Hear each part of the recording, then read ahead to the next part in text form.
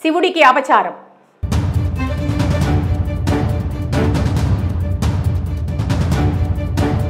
సాక్షాత్తు శివస్వరూపం శివలింగంపై కాలు మోపి అపచారం మూటగట్టుకున్న దుర్మార్గపు స్వామీజీ.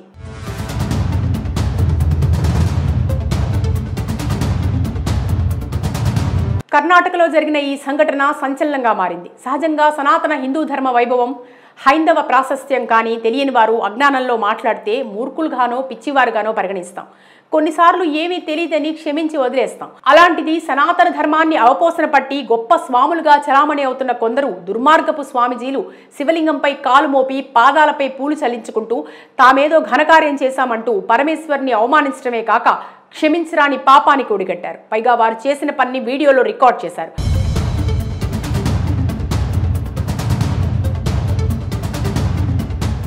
ఇక అసలు విషయంలోకి వెళ్తే కర్ణాటకలోని కాలబుర్గి జిల్లాలో ఒక శివాలయంలో స్వామీజీగా చలామణి అవుతున్న ఒక భ్రష్టు పట్టిన స్వామీజీ తన శిష్య బృందంతో శివలింగంపై పాదాలు మోపి అభిషేకంతో పాటు బిల్వ పత్రాలు పూలు చల్లించుకున్నాడు. హిందూ ధర్మాన్ని, సాక్షాత్తు పరమేశ్వరుడి శివలింగ రూపాన్ని ఘోరాతి ఘోరంగా కళ్ళు నెత్తికెక్కి పొగరుబట్టిన రాక్షసుడిగా అప్రతిష్ట పాలు చేశాడు. ఈ దృశ్యాలను వీడియో తీసి సోషల్ మీడియాలో పోస్ట్ చేయగా నెటిజన్స్ తీవ్ర స్థాయిలో విరుచుకుపడుతున్నారు. ఇలాంటి నీచుడిని తక్షణమే కాళ్ళు నరికేయాలి, ఉరితీయాలి అని డిమాండ్ చేస్తున్నారు.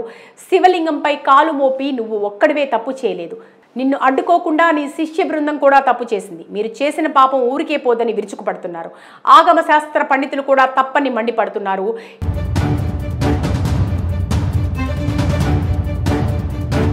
ఇదిలా ఉంటే కర్ణాటక రాష్ట్రంలో ఈ సంఘటన జరగడం ఇది తొలిసారి ఏం కాదు. 2017వ సంవత్సరంలో కార్తీక మాసంలో నేలమంగళ ప్రాంతంలో జనశాంత మఠం లింగేశ్వర వార్షికోత్సవ పూజ నిర్వహించారు. ఈ కార్యక్రమానికి శాంతలింగేశ్వర స్వామీజీ హాజరయ్యారు.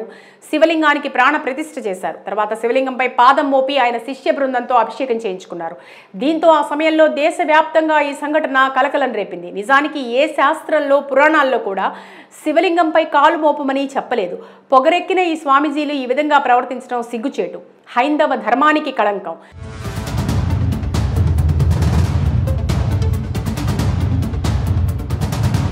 ఇప్పటికే దేశవ్యాప్తంగా పవిత్రమైన తిరుమల లడ్డు కల్తీ విషయంపై తీవ్ర దుమారం రేపుతుండగా తిరుమలలో శాంతి హోమం జరిపి ప్రాయశ్చిత్తం తెలుపుతున్నారు కూటమి ప్రభుత్వం.